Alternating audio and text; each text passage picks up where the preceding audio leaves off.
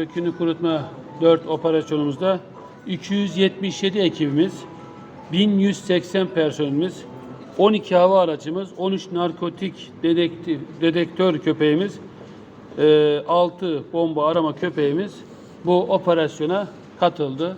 Birlikte hareket edildi. Şüphelilerin yakalanması için 101 ayrı adrese eş zamanlı olarak operasyonlar gerçekleştirildi arkadaşlar. Hamdolsun ki şu anki aldığımız sonuçlara göre de çok başarılı, çok anlamlı, yani 2 aylık çalışmanın meyvesi alınan bir operasyon gerçekleşmiş oldu. Şunu da ifade etmek istiyorum değerli arkadaşlar. Bu dosyalı, projeli bir çalışmadır. Daha önceden hedefler tespit edilir. Bu yönelik hazırlıklar yapılır, takipler yapılır, araştırmalar yapılır ve akabinde operasyona start verilir. Bununla birlikte ayrıca da 2 aydır da emniyetimiz, jandarmamızda zaten sahada etkin bir şekilde çalışmaktadırlar.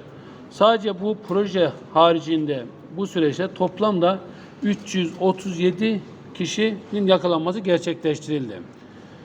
2 aylık bu süreç içerisinde de yapılan operasyonun neticesinde 11 kilo 263 gram metamfetamin, 14 kilo 506 gram esrar, 204 adet kaptagon, 113 gram kokain gibi, kenevir gibi, skunk, eroin, 163 kilo 450 gram skunk malzemesi, 12 kilo eroin, 1613 adet ekstasi hap ele geçirilmişti.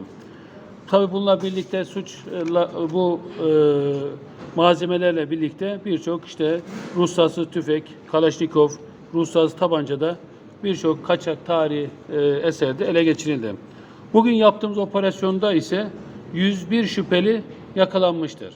Yani 101 adeti eş zamanlı operasyon yapıldı.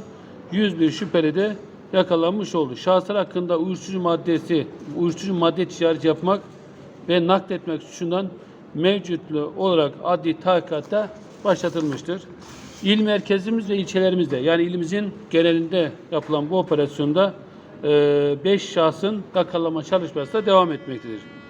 İcra edilen bu operasyonlar için Cumhuriyet Başsavcılığımıza, İl Emniyet Müdürümüze ve jandarmamıza teşekkür ediyorum. Biliyorsunuz bunların adli boyutuyla Cumhuriyet Başsavcılığımızın talimatı ve koordinasyonu yürütülmektedir. Cumhuriyet Başsavcılığımızda da huzurlarınızda teşekkür etmek istiyorum.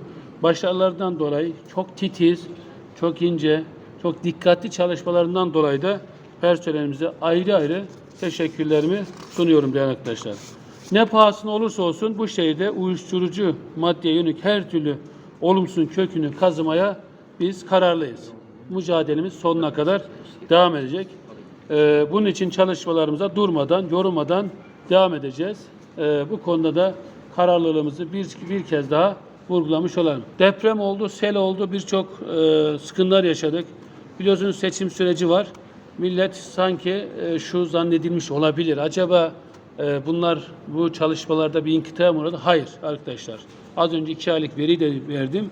Bu sadece 2 aylık veride de 337 kişi gözaltı yapılmış olup, işlem yapılmış olup birçok malzemede az önce saydığım gibi ele geçirilmiş oldu.